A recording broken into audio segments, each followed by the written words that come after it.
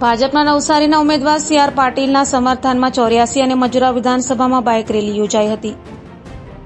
લોકસભા ચૂંટણીના પ્રચારનો આજે છેલ્લો દિવસ છે. રવિવાર એટલે કે આજે સાંજથી પ્રચાર પ્રસારના પરદમ સાંજ થઈ જશે. ત્યારે ભાજપ દ્વારા એક વિશાળ બાઇક રેલી યોજાઈ હતી. સુરતના મજૂરા અને 84 વિધાનસભામાં બાઇક રેલી યોજાઈ હતી.